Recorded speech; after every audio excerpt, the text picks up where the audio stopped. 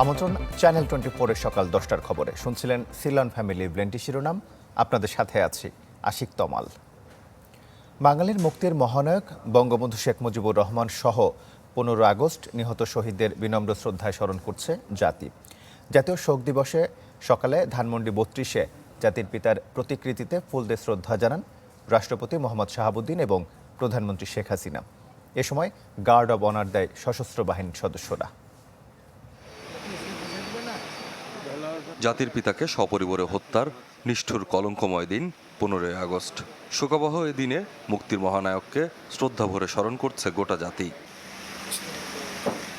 সকালে ধানমন্ডি 32-এ যান রাষ্ট্রপতি মোহাম্মদ শাহাবুদ্দিন ও প্রধানমন্ত্রী শেখ হাসিনা। জাতির পিতার প্রতিকৃতিতে ফুল দেন তারা। এ সময় গার্ড অব অনার দেয় সশস্ত্র বাহিনী। দোয়া ও মোনাজাত করেন রাষ্ট্রপতি ও প্রধানমন্ত্রী। পরে বোন শেখ রেহানা এবং আওয়ামী লীগ নেতাকর্মীদের নিয়ে শ্রদ্ধা জানান বঙ্গবন্ধু কন্যা শেখ হাসিনা। ধানমন্ডি থেকে বনানী কবরস্থানে যান সরকার প্রধান। 15 আগস্ট কাল রাতে নিহতদের সমাধিতে শ্রদ্ধা জানান তিনি। রাষ্ট্র ও সরকার প্রধানের শ্রদ্ধার পর ধানমন্ডি ও বনানীতে আওয়ামী লীগ নেতাকর্মী সহ বিভিন্ন শ্রেণী পেশার মানুষ শ্রদ্ধা জানান। বঙ্গবন্ধুকে খুন করা গেলেও তার আদর্শ খুন হয়নি। বঙ্গবন্ধু যারা 15 আগস্টে খুন করছে তাদের এখনো কিছু লোক বাকি রয়েছে, তাদের আইনা ফাঁসিতে ঝোলানো না পর্যন্ত আমরা শান্তি হবে না। আওয়ামী লীগ নেতারা বলেন, মুক্তিযুদ্ধ বিরোধী শক্তি বিএনপির নেতৃত্বে এখনো ষড়যন্ত্র করছে, তাদের পরাজিত করতে হবে। এদের বিরুদ্ধে আজকে লড়াই পরিচালনা করে বঙ্গবন্ধুর কন্যা শেখ হাসিনার নেতৃত্বে আমরা মুক্তিযুদ্ধের পক্ষে সকল শক্তি ঐক্যবদ্ধ হব, এদের প্রতিহত করব এবং পরাজিত। নেতারা বলেন, বিএনপি দেশে অপরাজনীতি করছে। তারা ঘৃণা এবং হিংসার রাজনীতি করে। 15 আগস্ট মিথ্যা জন্মদিন পালন করে, 15 আগস্ট কেক কাটে, যেটি হিংসা এবং ঘৃণা ছড়াচ্ছে। যারা এরকম হিংসা এবং ঘৃণা ছড়ায়, মানুষ হত্যা করে, মানুষ পুড়িয়ে হত্যা করে, তাদের আসলে রাজনৈতিক অধিকার থাকা উচিত নয়। ঢাকা, গোপালগঞ্জ সহ দেশের বিভিন্ন স্থানে নানা কর্মসূচির মাধ্যমে পালিত হচ্ছে শোকাবহ আগস্ট। স্বপ্নিল শাহরিয়ার শিশির, চ্যানেল 24, ঢাকা। সকালে 11টায় টুঙ্গিপাড়া যাবেন প্রধানমন্ত্রী শেখ হাসিনা। গোপালগঞ্জে টুঙ্গিপাড়া থেকে বিষয় জানাতে আমাদের সাথে যুক্ত হচ্ছেন সাদ বিন শফিক। সাদ, শোক দিবস ঘিরে প্রধানমন্ত্রীর আজকে কি কর্মসূচি রয়েছে?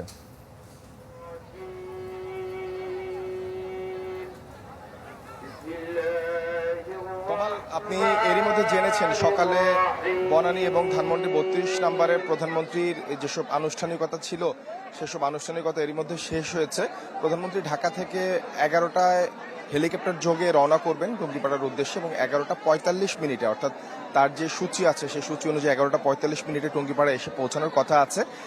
তারপর প্রতি বছরের মতো এবারও বঙ্গবন্ধু সমাধিসৌধে প্রধানমন্ত্রী শ্রদ্ধা নিবেদন করবেন এবং বিশেষ দোয়া এবং মোনাজাতে অংশ নেবেন। তোমাল, আপনি দেখতে পাচ্ছেন প্রধানমন্ত্রী আসবেন এবং আজকে এই শোক দিবস উপলক্ষে কিন্তু এখানকার যেসব স্থানীয় নেতাকর্মীরা আছে তারা কিন্তু এরই মধ্যে সমবেত হয়েছেন বঙ্গবন্ধুর সমাধিসৌধে শ্রদ্ধা নিবেদনের জন্য। আপনি জানেন আজকে ইতিহাসের বাঙালি জাতির ইতিহাসের সবচেয়ে কলঙ্কজনক দিন এবং এই দিনটি প্রতি বছর ঘুরে ফিরে আসে শোকের একটি আবহ নিয়ে। বাংলাদেশ স্বাধীন হওয়ার মাত্র 4 বছরের মাথায় যে নৃশংস ঘটনা ঘটিয়েছিল, যার মধ্য দিয়ে দেশ অনেকটা পিছিয়ে গিয়েছিল এবং ইতিহাসের সে বর্বরতম যে হত্যাযজ্ঞ সেটি কিন্তু আজকে জাতি গভীর শ্রদ্ধায় স্মরণ করবেন। প্রধানমন্ত্রী এবং বঙ্গবন্ধু কন্যা এখানে এসে পৌঁছানোর পর এখানকার যেসব যাবতীয় আনুষ্ঠানিকতা আছে সেই আনুষ্ঠানিকতা শুরু হবে এবং আজকের এখানকার আনুষ্ঠানিকতা শেষ করার পর আজকে দুপুরে প্রধানমন্ত্রী এই টুঙ্গিপাড়া থেকে ঢাকার উদ্দেশ্যে রওনা করবেন। সবাই এখন অপেক্ষায় আছে প্রধানমন্ত্রী আসবেন এবং শ্রদ্ধা নিবেদন করবেন জাতির পিতার সমাধিসৌধে। কমাল, সাদ, আপনাকে ধন্যবাদ। গোপালগঞ্জের টুঙ্গিপাড়া থেকে আমাদের সাথে যুক্ত হয়েছিলেন সাদ বিন শফিক। জাতীয় শোক দিবসের আয়োজন নিয়ে আরও জানাতে রংপুর থেকে আমাদের সাথে যুক্ত হচ্ছেন ফখরুল শাহিন। ফখরুল, শোক দিবস ঘিরে কি আনুষ্ঠানিকতা চলছে রংপুরে এখন? তমাল, রংপুরের সকাল 9টা থেকেই আনুষ্ঠানিকতা শুরু হয়েছে জাতীয় শোক দিবসের। সারা দেশের মতো রংপুরের কিন্তু জেলা প্রশাসকের পক্ষ থেকে ফুল দিয়ে শ্রদ্ধা নিবেদন করা হয়েছে এই বঙ্গবন্ধু চত্বরে। এবং আমরা দেখেছি যে প্রথমে ডিআইজি ডিআইজির পক্ষ থেকে ফুল দিয়ে শ্রদ্ধা নিবেদন করা হয়েছে, রংপুর মেট্রোপলিটন পুলিশ কমিশনারের পক্ষ থেকে ফুল দিয়ে শ্রদ্ধা নিবেদন করা হয়েছে, পুলিশ সুপারের পক্ষ থেকে ফুল দিয়ে শ্রদ্ধা নিবেদন করা হয়েছে। একে একে কিন্তু সবগুলো সরকারি বেসরকারি সংগঠন এবং রংপুর জেলা আওয়ামী লীগ মহানগর অঙ্গ সংগঠনের নেতাকর্মীরা কিন্তু এখানে বঙ্গবন্ধুর মুরালে ফুল দিয়ে শ্রদ্ধা নিবেদন করেছেন। তারপরে জেলা স্কুলের সামনে থেকে একটি শোক র্যালি বের হয়েছে, আমরা দেখেছি সেটি শিল্পকলা একাডেমিতে গিয়ে শেষ হয়েছে এবং সেখানে বঙ্গবন্ধুর এই জাতীয় শোক দিবসের তাৎপর্য নিয়ে কিন্তু আলোচনা সভা চলছে সেখানে জেলা প্রশাসনের আয়োজনে। এবং আজকে সারাদিন ব্যাপী কিন্তু অনুষ্ঠান রয়েছে চিত্রাঙ্কন প্রতিযোগিতা, শিশুদের কবিতা আবৃত্তি থেকে শুরু করে নানা আয়োজন রয়েছে এবং প্রতিটা মসজিদ মন্দিরে কিন্তু প্রার্থনা মিলাদ রয়েছে এবং বিশেষ ভাবে কিন্তু মিলাদের ব্যবস্থা করা হয়েছে। এবং আমরা জানতে পেরেছি, এখন দেখছি যে সামাজিক সাংস্কৃতিক সংগঠনের কিন্তু কর্মীরা এখানে কিন্তু একে একে ফুল দিয়ে শ্রদ্ধা নিবেদন করছেন এই বঙ্গবন্ধুর মুরালে। তো এই ছিল এখানকার সর্বশেষ। শাহিন, আপনাকে ধন্যবাদ। রংপুর থেকে আমাদের সাথে যুক্ত হয়েছিলেন ফখরুল শাহিন। 250-টিরও বেশি ডিজাইন অপশন নিয়ে ওয়ালটন স্মার্ট ফ্রিজ, বোঝে আপনার প্রয়োজন। 15 আগস্ট বাঙালির কলঙ্কময় দিন আজ। 1975 সালের এই দিনে মুক্তির মহানায়ক বঙ্গবন্ধু শেখ মুজিবুর রহমানকে সপরিবারে হত্যা করা হয়। তৎকালীন সেনাবাহিনীর বিপথগামী কিছু সদস্য পার পেয়ে যায় কোনো রকম প্রতিরোধ ছাড়াই। শত বছরের শত সংগ্রাম শেষে রবীন্দ্রনাথের মতো দৃপ্ত পায়ে হেঁটে অতঃপর কবি এসে জনতার মঞ্চে দাঁড়ালেন। তখন পলকে দারুণ ঝলকে তরিতে উঠিল জল, হৃদয়ে লাগিল দোলা, জনসমুদ্রে জাগিল জোয়ার, সকল দুয়ার খোলা। কে রোধে তাহার বজ্রকণ্ঠ বাণী, গণসূর্যের মঞ্চ কাঁপিয়ে কবি শোনালেন তার অমর কবিতা খানি। আমাদের মুক্তির সংগ্রাম, এবারে সংগ্রাম স্বাধীনতার সংগ্রাম। এরপর থেকে স্বাধীনতা শব্দটি আমাদের। হয়তো এটি সবার জন্য নয়, আর তাই তো 15ই আগস্ট।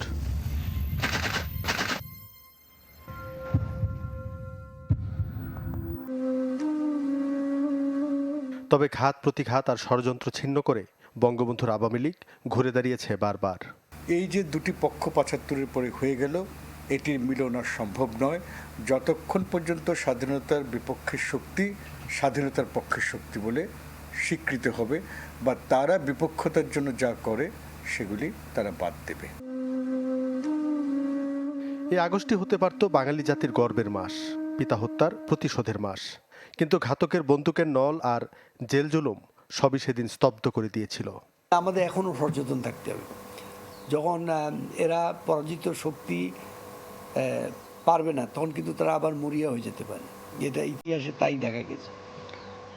সুতরাং এটা যে শেষ হয়ে গেছে এটা ঠিক না।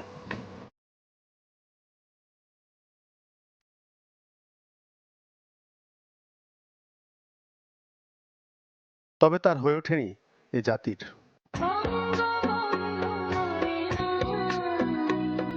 জোনায়েদ খান, চ্যানেল 24, ঢাকা। ঢাকার কেরানীগঞ্জে একটি কেমিক্যাল কারখানার আগুনে মৃত্যু হয়েছে 4 জনের। কালিন্দী ইউনিয়নের গদারবাগ এলাকায় এই ঘটনা ঘটে। ফায়ার সার্ভিসের সিনিয়র স্টেশন কর্মকর্তা কাজল মিয়া জানান, খবর পেয়ে ফায়ার সার্ভিসের 6টি ইউনিট 4 ঘন্টার চেষ্টায় আগুন নিয়ন্ত্রণে আনে। এরপর কারখানার ভেতর থেকে শিশুসহ 3 জনের মরদেহ উদ্ধার করা হয়। হাসপাতালে নেয়ার পর মারা যান আরও একজন। বৈদ্যুতিক শর্ট সার্কিট থেকে আগুনের সূত্রপাত বলে প্রাথমিক ধারণা ফায়ার সার্ভিসের।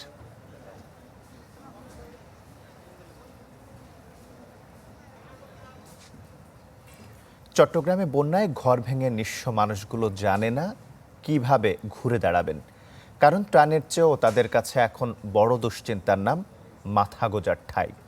অনেকে জীবন জীবিকার উৎস হারিয়ে খুঁজছেন খড়কুটো। রনি দত্তের রিপোর্ট, ছবি তুলেছেন আবু জাহেদ। ঘুরে দাঁড়ানোর নিরন্তর চেষ্টা বন্যায় ঘরভাঙা মানুষের। তাদেরই একজন লোহাগাড়া সদরের বিল্লাপাড়ার বাসিন্দা মোহাম্মদ আলী। অসুস্থ শরীর নিয়ে একটু একটু করে মাটি সরিয়ে পরিষ্কার করছেন ভিটের সাথে মিশে যাওয়া ঘরটি, যাতে আবার গড়ে তুলতে পারেন মাথা গোঁজার ঠাঁই, কিন্তু জানেন না কিভাবে ঘুরে দাঁড়াবেন। আইলে অসহায় মানুষ, আইলে ব্যারি মানুষ, বুঝছেন নি, আর তো অনেক কিছু নাই। টাকার দরকার ঘর বাড়ি তৈরি করার জন্য, সুতরাং ত্রাণের চেয়ে হ্যান্ড ক্যাশ কিছু টাকা দিতে পারলে আমি এলাকার মানুষের উপকৃত হব। স্নাতক পড়ুয়া রোবায়েত হোসেনের অবস্থাও একই। মা ছাড়া কেউ নেই। পড়ার পাশাপাশি পার্ট টাইম চাকুরি করে সংসার চালান। বাড়ে মাথা গোজার ঠাইটুকু হারিয়ে এখন দিশেহারা তিনি। তার মতো ঘর না ভাঙলেও কারো কারো বসতি হয়ে পড়েছে ঝুঁকিপূর্ণ। সরকার যদি না দেখে সরকারের পক্ষ থেকে, তাহলে আমার পক্ষে সম্ভব না আমার একটা খুঁটি দেওয়ারও। থাকার কোনো জায়গা নেই, এখন কি করবো আমি দেখি না আল্লাহ কি করে। বন্যায় লোহাগাড়া ও সাতকানিয়ায় ঘরহারা সব মানুষের এখন একই হাহাকার। কি করে আবার ফিরবেন স্বাভাবিক জীবনে? যদিও ক্ষতিগ্রস্তদের তালিকা তৈরির কথা জানায় প্রশাসন। আপনাদের পাশে মাননীয় প্রধানমন্ত্রী শেখ হাসিনা আছেন। আমরা আজকে আপনাদের এখানে এসেছি আপনাদের শুধু এইটুকু বার্তা দেওয়ার জন্য। বন্যায় কেবল ঘর নয়, কেড়ে নিয়েছে অনেকের জীবন জীবিকা, ধ্বংস করেছে ক্ষেতের ফসল। এই যেমন লোহাগাড়া কলাউজান মিয়াজিপাড়ার জুনাইদুল হক। বন্যায় ভেসে গেছে তার প্রায় 20 লাখ টাকার পুঁজি।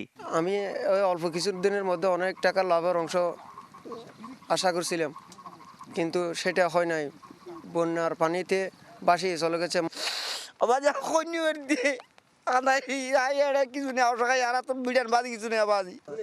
তবে ক্ষতিগ্রস্ত চাষিদের সহযোগিতার কথা জানান এই কৃষি কর্মকর্তা। আমাদের অনাবাদী একটা প্রকল্প আছে, সেই প্রকল্পে যদি কোনো বীজ দিয়ে আমরা তাদেরকে সহযোগিতা করতে পারি, সেই প্রচেষ্টাটা আমাদের আছে। এছাড়া আমরা ক্ষয়ক্ষতির রিপোর্ট আমাদের ঊর্ধ্বতন কর্তৃপক্ষকে জানিয়েছি। প্রাথমিক হিসাবে বন্যায় 2 উপজেলায় ক্ষতিগ্রস্ত হয়েছে 5,000-এর বেশি ঘরবাড়ি। ফসল নষ্ট হয়েছে 3,500 হেক্টর জমির। রনি দত্ত, চ্যানেল 24, চট্টগ্রাম। মানবতাবিরোধী অপরাধে আমৃত্যু কারাদণ্ডপ্রাপ্ত জামায়াত নেতা দেলোয়ার হোসেন সাঈদীর মরদেহ পিরোজপুর নেওয়া হয়েছে। ভোরে বঙ্গবন্ধু শেখ মুজিব মেডিকেল থেকে তার মরদেহ বের করা হয়। এ সময় শাহবাগ এলাকায় ছড়িয়ে পড়ে কিছুটা উত্তেজনা। পরিস্থিতি নিয়ন্ত্রণে মোতায়েন করা হয় বিপুল পুলিশ। গেল রাত 8:40 চিকিৎসাধীন অবস্থায় মৃত্যু হয় সাঈদীর। গেল রোববার কাশিমপুর কারাগারে হৃদরোগে অসুস্থ হয়ে পড়েন তিনি। ওই দিন গাজীপুর শহীদ তাজউদ্দিন আহমেদ মেডিকেল এবং পরে সাঈদীকে ভর্তি করা হয় বঙ্গবন্ধু শেখ মুজিব মেডিকেলে। মানবতাবিরোধী অপরাধের দায়ে 2014 সালের সেপ্টেম্বর মাসে দেলোয়ার হোসেন সাঈদীকে আমৃত্যু কারাদণ্ড দেন আদালত। কিশোরগঞ্জে র্যাবের পিকআপ নিয়ন্ত্রণ হারিয়ে ফলের আড়তে ঢুকে পড়ায় 6 জন আহত হয়েছেন। ভোরে স্টেশন রোডে এই ঘটনা ঘটে। স্থানীয়রা জানান নেত্রকোনা থেকে মাদক মামলার 2 আসামি নিয়ে র্যাব সিপিসি 2 এর কার্যালয়ে যাচ্ছিল একটি দল। এ সময় নিয়ন্ত্রণ হারিয়ে ফলের আড়তে ঢুকে যায় পিকআপ। এতে র্যাবের 4 সদস্য সহ 6 জন আহত হন। আশঙ্কাজনক অবস্থায় 3 জনকে ময়মনসিংহ ও ঢাকা মেডিকেলে পাঠানো হয়েছে।